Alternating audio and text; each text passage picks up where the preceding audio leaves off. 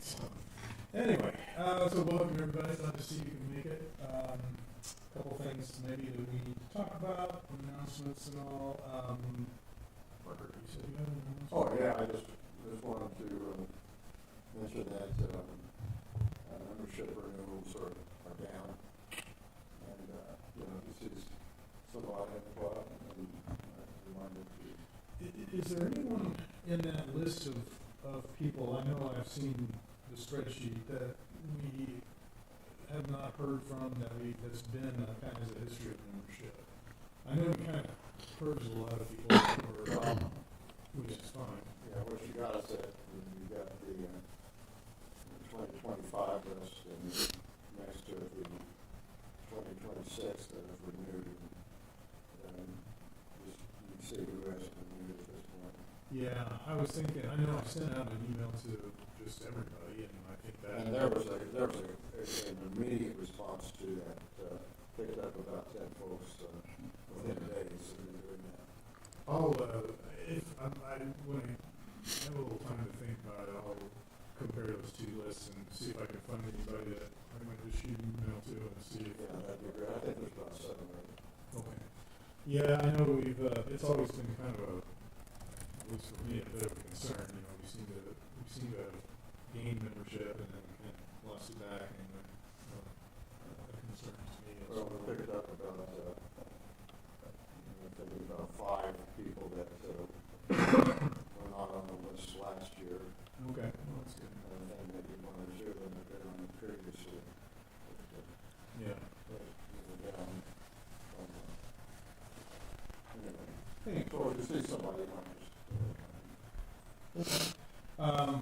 Well, as always, here's the upcoming dates of significance. One thing to note here is that we're back approaching the window for public nights. The first one is scheduled for March 15th. That's 2 weeks from Saturday. As always, we can always use all the help we can get out there on those. So if you are able to come out and help with that, as always, these are weather dependent. We've been having some discussions in the board lately about how to, proceed with following weather on this, which I think the general gist is we want to try to maybe make that decision. I don't know. I kind of go back and forth on that. On one hand, I see the value of making the decision kind of early because that might, steer people who are thinking about coming out. But on the other hand, you just don't know sometimes, things can kind of trick you. So, I don't know. I still kind of have mixed feelings about how to approach that. But at any rate, that's something we need to kind of think about. Well, I think it definitely needs to be decided by one person and not a committee because, that kind of, back and forth and whatever, gets to be too late. Well, that's, and my understanding since I took this job was that person's me, and I'm totally happy to do it. I would obviously not do it. And if you're not going to be here, then you can have a backup. Right. Right. I mean, I'm not going to just unilaterally make that decision without at least some input from people. But yeah, I think ultimately that decision has to fall on the person. And I've kind of taken on that role. So that's all good.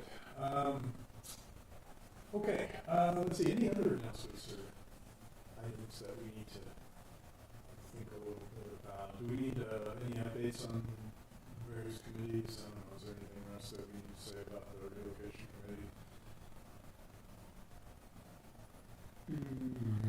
Not that I know of.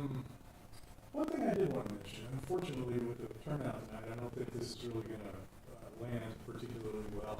But this is something we discussed a little bit at the last board meeting. As many of you probably know, Janelle Berger stepped down as the Educational Programs Officer at the APO. And that's a pretty big hole that we are going to need to fill somehow. And we talked a bit about this at the last board meeting. My takeaway from that is that it's still a pretty open question about that. But so I thought I'd mention this here in the general meeting that if you have any suggestions, if you want to volunteer for that, clearly that needs to be somebody who, number one, is gonna be pretty committed to it, because it does involve some things that, require time. One of the things we've done as a club, which I think in a sense we're required to do by our tax status, is be involved in educational outreach and things of that nature. So one of the things that Jan would do is go visit schools and that sort of thing, and then we have schools that come and visit us at Far Point. So, we need to fill this position.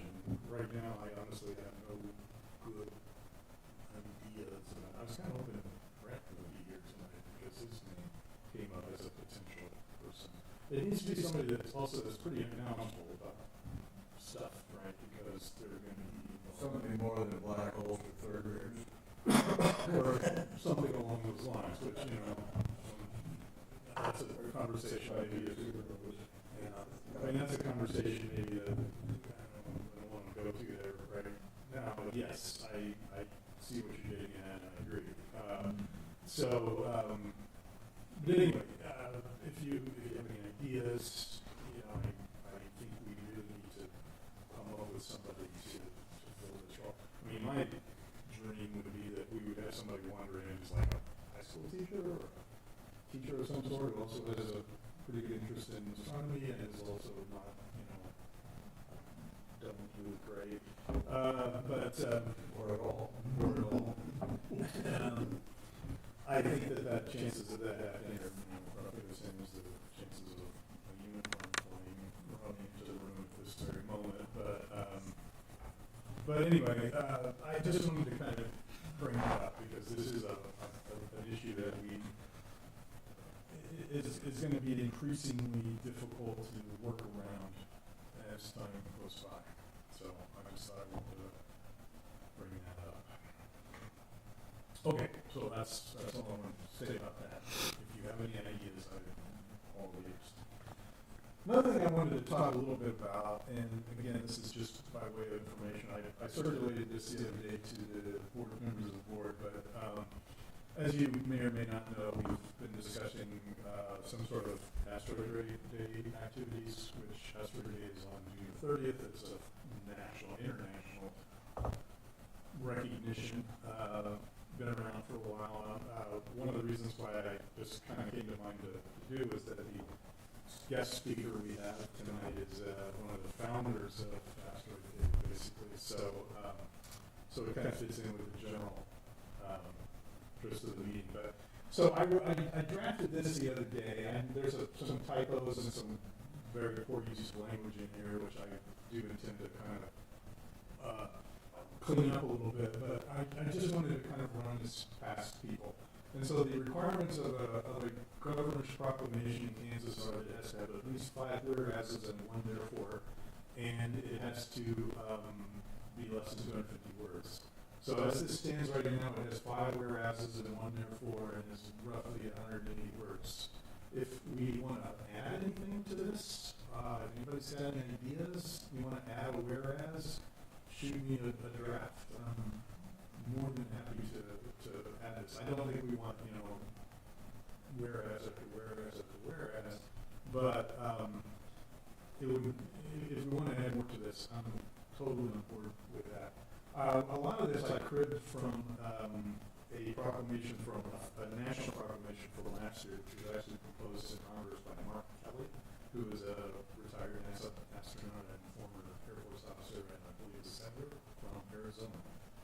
So some of this is taken directly, some of this language is taken directly from that. The first 2 whereases, actually the first 3 whereases really, came from that. This is one that I kind of wanted to get in there because I think it really points out the part of the reason for this, right? That we have this very strong history here. I try to keep it as generic as possible. I didn't want to turn this into a commercial for Comet or a commercial for Decal or a commercial for Farpoint, but I think it's good to kind of get this in the mix. The last whereas, I was kind of winging it there a little bit, I'm trying to think of one more thing to stick in there, and I thought, Kansas has been bombarded with meteorites over the years, and a lot of what we know about asteroids comes from meteorites. So this is crappy wording right here. All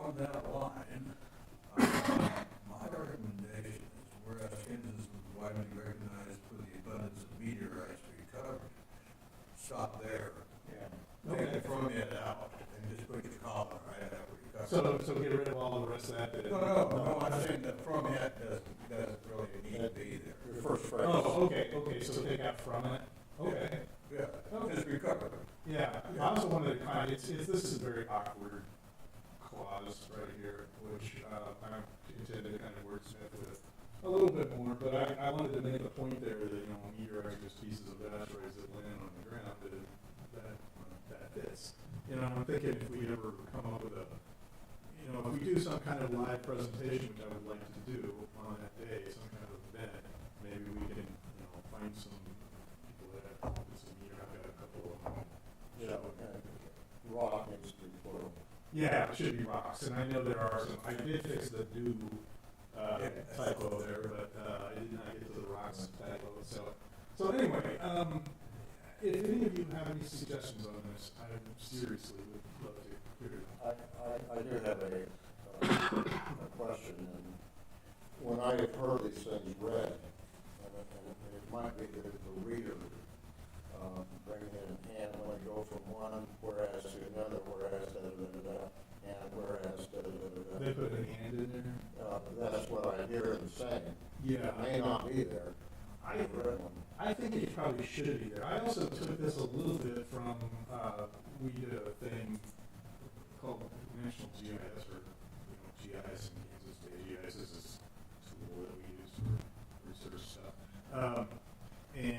So we, and the ands were in there when I looked at it, so I thought I might add Yeah, this. what I would do is take out the semicolon, put in a comma after the first four, and then put in an and after it. Okay. Yeah, I can certainly do that. Yeah. And we should probably get this submitted before too long. There's an online form that you submit these. One thing I'm not sure about is this bit I took from directly out of our proclamation from GIS. Do I go ahead and say, "I, Governor Lamar County," or do they add that bit? I don't know. I'm just going to leave it in there. Yeah. And, Yeah, just I so that. just leave it as, and they know if they want to amend that, they're going to amend that. Yeah. And I thought it was weird that they say, "I, Governor," but that's what was in his proclamation, so I just copied it verbatim out of there. So anyway, I'm hoping to get this thing submitted within probably I a week. think or less. they need about 2 months. Yeah, if I remember. which this is what, February? Yeah. So, Well, first of March, basically. day after tomorrow, was my birthday. So, we probably have another month before we need to submit it. Okay. So, yeah, I would like to get it in quickly, just to sort of, get it, just get the ball rolling. So, and of course, we are gonna, I hope we are gonna make some kind of arrangement to get a little publicity out, and then also maybe do some sort of an event, although I was thinking maybe we do something here at the library, maybe we can do something somewhere else, but, still kind of thinking on that. So if anybody has any ideas, we could just do a little dog and pony show, and I think the library is going to be a little bit larger than that, frankly.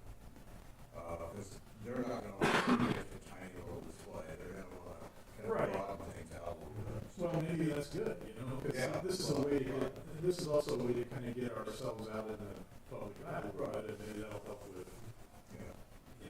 donations, maybe that'll help with membership, so, Just while I think of looking at it, on the last whereas, we said, and these rock, and I would not say these, I would say, and the rocks that have fallen to earth. okay. Okay, yeah, I can sort of do, so the rocks, the rocks that have fallen, Yeah. or that Contribute greatly to the scientific understanding of composition yeah. and the properties not only of asteroids, but of the solar system. Oh, yeah, well, that's sort of into the solar system as a whole, or into the solar system. Because people might find that more interesting than Yeah, what Just we about the rocks. about the rocks. good suggestions, yeah. I actually, when I first wrote this, I had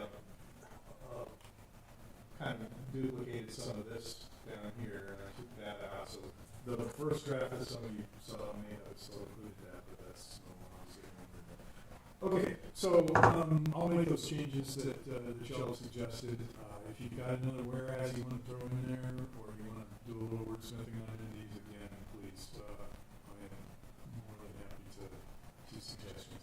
Well, again, that's whereas the discovery of comments is currently resides in your neighborhood. I mean, we could throw that in there, you know, whereas the only comet discovered in the state of Kansas. That I think is a little bit, I hope you're not suspicious. We could certainly work that into any sort of presentation that we, or. well, yeah, I mean, that's kind of a byline, you don't put it in there. Yeah. Well, I tried to leave these, That's right. I tried to leave the wording on this as plain as possible, you know, because this would be a proclamation somebody reads out, you don't wanna, you know, get into a lot of detail on some of that. Well, thank you for taking that on. Yeah, yeah. Okay, so yes, again, let me know if you've got suggestions, anything you want to add, wanted to add. Okay. I mean, I get why you put these, because you're trying to say rocks are the meteorites. If you change it to the, it seems like rocks and meteorites are different. Anyway, you could think about it. Yeah, I didn't want to say in the, you know, because it just sounds repetitious to me, but if you feel like it would make it clearer than that, then I would definitely do it. Many years ago, when I had a spot on National Public Radio, one of the things that was a complaint was that, well, rocks and meteorites are two different things, and they ought to be, you know, how do you classify that, you know? One thought, and I'm thinking, well, it's size difference, that's it. Yeah. It's size difference there. well, one of the thoughts I had was just saying these rocks from space that have fallen to Earth or something like that, just to kind of clarify that we're not just talking about some rock that happens to be Yeah, in my backyard or something. Yeah. So I thought about adding that as, again, I was trying really hard not to make it too wordy too. But Yeah. No, but you got them. Yeah, we got some space to, you know, just try to keep it so it rolls off the tongue a little bit. Okay, any other comments? This is all very helpful, so thank you. Okay, other stuff, things that caught my attention. This is something I thought was interesting. Tonight, you know, you have like the summer triangle and the dodecahedron in space or whatever. Tonight we have the rectangle of planets. And February was a really good month for planets, which unfortunately I didn't have a lot of time to go out and actually look at them. But what you could see at 1.5 planets in a row or something like that. There was a night last week where you had a progression of them, which Yeah, we're in Minnesota. I think it was it cloudy that night? It could have been, yeah. I am pretty Usually for events it is. I am just, honestly, this last week, between being slightly ill and very busy, I was in a cave, but I thought this was kind of interesting, so, you know, if you want to go out afterwards and look up at the sky and you can see this interesting. Somebody in one of the astronomy pages I followed thought this was interesting, to make this a diagram of these points on it, so. One that I think is a little interesting is this one. Next March the 3rd, which is what, that would be next, Tuesday? The Blood Moon, Return of the Blood Moon. It sounded to me like some horror movie, you know, Return of the Blood Moon, but apparently this is going to happen, and here are some timings on these. Maybe we should start at we'll see if it's going to go that way. I'm going to let that know because that's how it usually works. But anyway, if you go to this space.com site right here, it actually has a little animation that shows what this is going to look like at a time. I think we used the forecast I saw that it was gonna be completely cloudy during full moon. I wouldn't be at all surprised. Normally that's not disappointing to me. No, exactly. You know, Rain habitat. it's like, right, if we're going to have clouds, it's time to bring in full moon. But, And with those UTC times, it's gonna be more 5:30. horizon for us. yeah, so, anyway. Yeah, and it's supposed to, oh, this is great. 50% chance of rain that night. It's 5:30 in the morning, so If you want to get up and About a 90% chance of clouds anyway. Yeah, if you wanna get up and get rained on, look at clouds, then this is your day to do it. Or 5 in the morning. Okay, but anyway, I just thought I'd throw that out there, mainly because I really love the return to the blood moon thing, it just sounds so cool to me. Probably it won't return this year.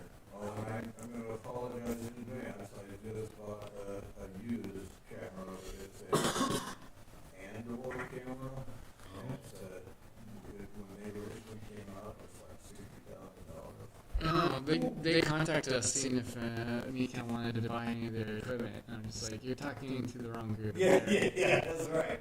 Well, this was a used one, and the guy had it on sale, it's a 2032 by 2032 pixel, 13 micron, so, good size chip, gets down to minus 100 degrees centigrade, so, That should be sensible. how much? It was $4,000 online. So No, I already paid that. How many dead pixels does it have? How many pixels? Dead pixels. Oh, one. Just one? One. Really? The guy just had it serviced and the report came back and had one dead pixel. That's pretty impressive. And I've seen the bias frames, dark frames, and it's really good.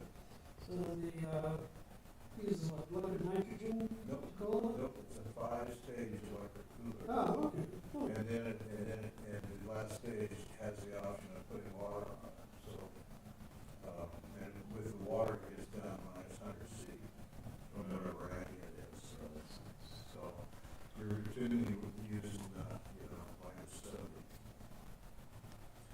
So, yeah, it'll be interesting to see. I think of cool cameras, I think of the job I had, I must have camera that I would, even in Uber, oh god. Yeah. That used to scare me so. It was a two-person job, one person filled and one person would stand by with the heated rod that if anything happened before he was already stand that sucker down there before it exploded. Yeah. So, Yeah. I thought I just left one dangerous line of work. Anyway, Yeah, no doers involved here. well, that's good, as far as I'm concerned, those things, between that and the power supplies that could electrocute you so badly, that would, just seemed a dangerous job. Anyway, so a few, news items kind of caught my eye. This is one that is unfortunately not so speaking of appealing, this is not so, positive, right?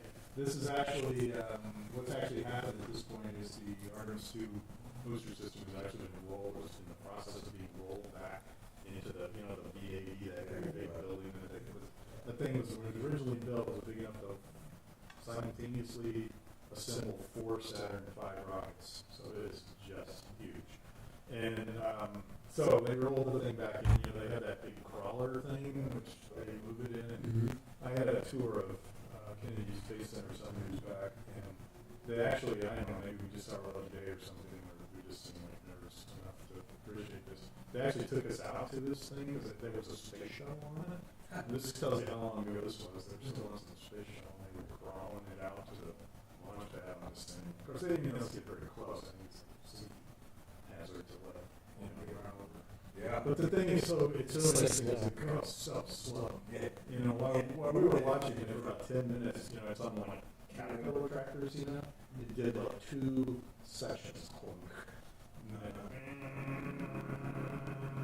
for literally about 10 minutes. The thing goes like 1 mile an hour. It takes days for it to go all the way out there. So anyway. Why not say you have to shoot turtles out of it? No, you'd probably camp out overnight and still get out of the way of that thing. But anyway, this is not good. Unfortunately, this is delayed the launch probably sometime in April, which originally it was scheduled.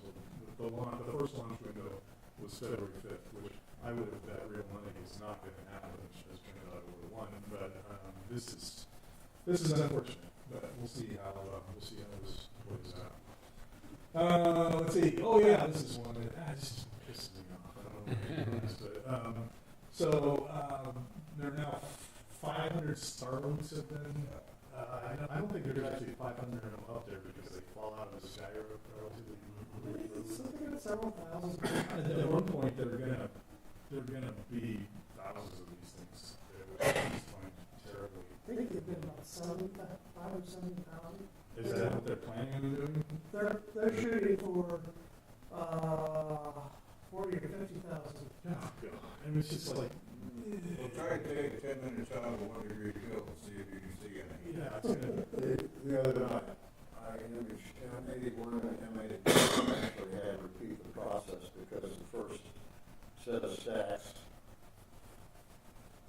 you had these parallel and perpendicular right streaks They're all going like, right through the image. and they're all like in rows or lines. That you Yeah, just- and it looked like the Grand Central Station in Chicago. Yeah, it is just unbelievably annoying. Well, There are far worse things coming along. Yes, sir. here's The another one. flat orbital. This is another one. This is actually older than I thought. I first learned about this just the other day, but it's apparently this article was from a couple years ago, so this has been around. This idea is by these two idiots. They're going to build these mirrors, right? And so the mirror can be positioned so that if it's dark night where you are and you want to look for a daytime, you can order it basically. And they're actually apparently they're actually starting to take orders on this, even though none of these things have actually been launched. So it's just like people just hate night. I don't see you can apply. There's a little link right there that says apply for sunshine. So so anyway, I sincerely hope that some adults in charge put it into this. The problem is I'm not sure who the adults in charge really are these days, but Right now, the FCC is taking comments are they? on Maybe the I flat should. orbital. Go to the Dark Side International website. I They've really, got information there, I really. templates Have you? for Yes. submitting comments to the FCC. Well, I encourage everybody to do I would that. say we should encourage our membership to do this. I do. I can send out an email to everybody and say, hey, this is happening, super rad idea, please comment. I'll do that. I thought this was interesting. They actually discovered a galaxy that is so dark you can hardly see it. It's mostly composed of 99.9% dark matter, which is a little misleading because even normal galaxies are like 90-ish%. So, this one was pretty interesting. So, Most of the galaxies that I shoot at end up being dark. yeah, Which one is it? I'm not sure. It's just it's the one you can't see. Okay. If you go out and look at the galaxies, it'll be the one you can't see. Oh. So, I thought this was sad. Sunspot Solar Observatory is being permanently closed. This is in New Mexico. It's near that little town that I would like to move to, Flagstaff. And this is, I don't know, have anybody ever been to this place?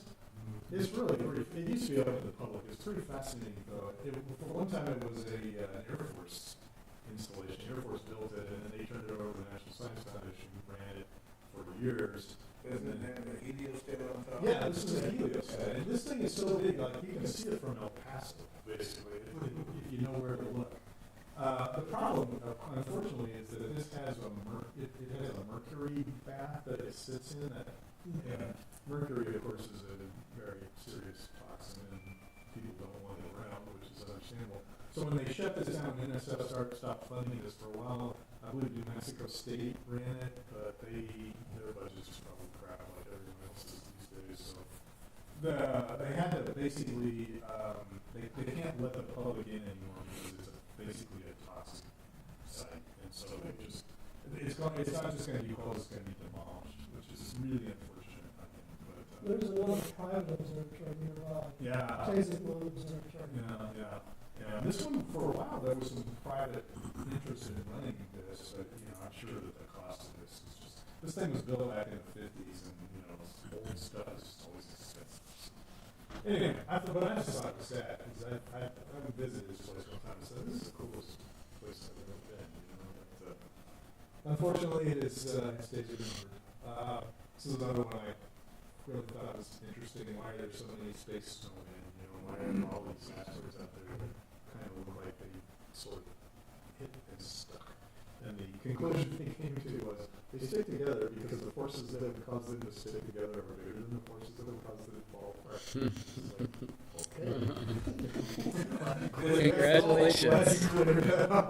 But there was a little bit more technical stuff to it. You know, there was some chemistry involved, but and some physics, I suppose. But anyway, I just think these things are always really cool looking. So you know, they remind me of years ago I visited the Gettysburg battlefield.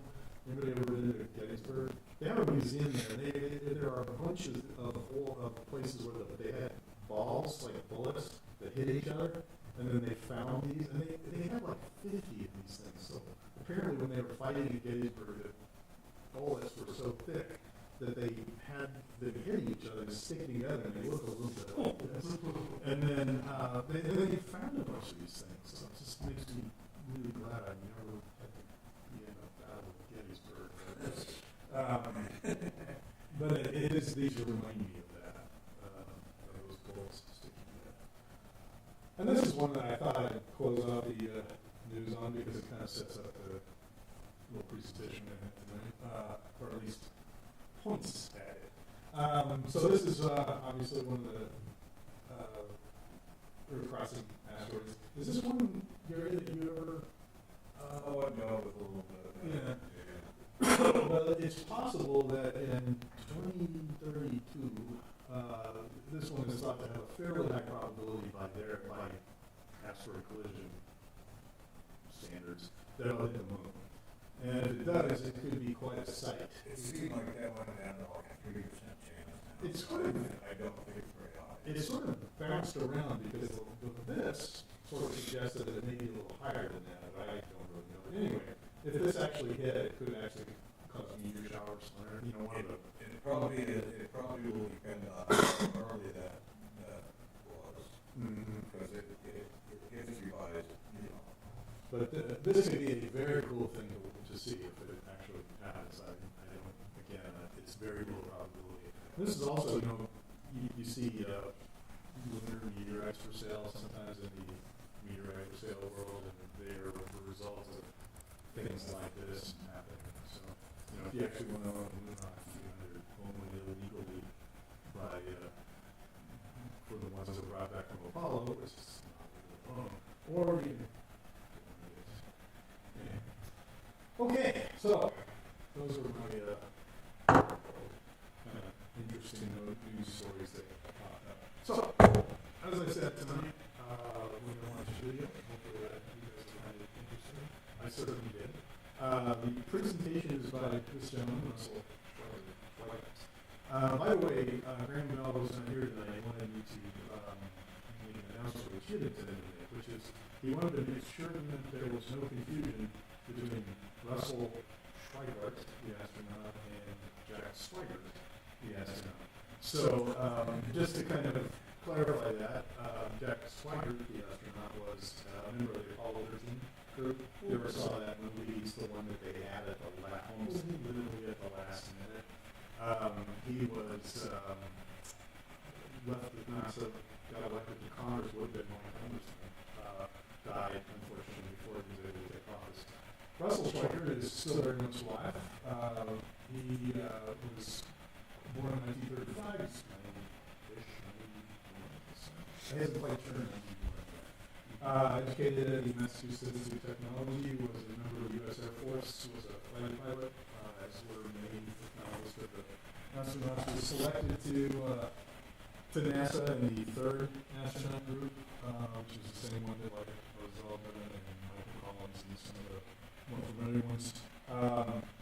His astronaut claim to fame was he was a member of the group Apollo 9, which was a mission that tested all the equipment that landed on the moon. So it was the first time they tested the lunar module by flying it freely, and it never left Earth orbit. Just remained in orbit.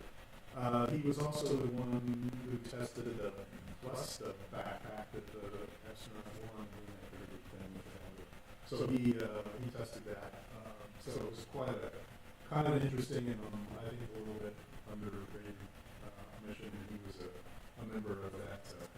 He left NASA in 1977, and he was instrumental in the early 2000s with forming what's called the B612 Foundation, which is a foundation devoted to the study of asteroids, and particularly near Earth asteroids.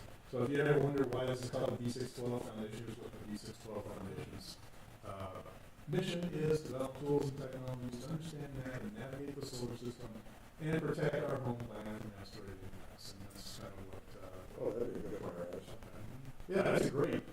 They have all kinds of cool stuff. This is I'm blanking on his name. He's a former astronaut as well as a space shuttle astronaut. Was he and Schweiker were the co-founders of the B612 Foundation. B612 has a really strong emphasis on space missions to that thing. Yeah, and they Yeah, it's not so much about detection, it's more when we find one. and they have a lot of resources and stuff. If you ever wonder why it's called the B612 Foundation, anybody ever read this book, The Little Prince by Antoine de Saint-Exupéry? The Little Prince lived on an asteroid called B612. So that's where the name comes from. If you're wondering whether or not B612 is a real asteroid, the answer is yes, but it wasn't. Probably doesn't have the Little Prince looking on it. It was named afterwards, and it's named in French, which I am not French enough to pronounce this word here, but it basically means B612 in French. So that's the asteroid 46610, whatever you I don't know. Not a yeah, something along those lines. Yep. So it's a main belt Trojan asteroid, and as far as we know, there's no Little Prince living on it, but it's out there. So with that in mind, one more thing. I do want to acknowledge with thanks the Florida Institute for Human and Machine Cognition, IHMC, who granted us permission to watch this video tonight. Now, one thing to note here is that this is about 10 years old. So what you'll see predated things like the DART mission, for example. So, keep that in mind. But I thought it was pretty interesting. Before we start, is this then something that we should not be streaming to YouTube? We should probably, the agreement was that we could not alter it. Oh, we should probably go back and look at that email later. We can't edit it or alter it. Or reproduce it. Yeah, see that, we have here. But I think we should. Take it online. Well, Do you think we should the streaming is also recording. Okay. Maybe it probably would be. I did actually write to these people and ask them if we could use it, and they said we may, but. Although being 10 years old, you think it is a big. Well, they seem really serious about it. When I went to their website, they were pretty clear about the fact that these were copyrighted. So I figured it's probably set up better. By the way, PowerPoint does not belong to Paramount or has a connection with Paramount. Okay, good to know. Just wanted to. Okay, so I thought I'd go ahead and roll this. And it's about an hour long, so we should probably kind of move along here pretty well. Let's see. So, everybody ready? Oh, it's already on YouTube? Yeah, it's already on YouTube. Oh, well then I'll put the link down to the people that are in here, and they can go to it themselves. What was the title of it? It is Real quick. called Deflecting an Asteroid. Here, let me do that to that. Oops. It's called Deflecting an Asteroid, and it's Rusty Schweikart is the presenter. So yeah, that's a good idea. We can just, it is on YouTube, but again, we did make an agreement not to. And I had to specify that we're what are we, a 501 something? 501c3, that we're a non-profit, and that we were not going to show this around like a show in a theater to charge people, or charge admission to the meeting. Okay, so, we good to go? Okay, yeah, go for it. Yeah.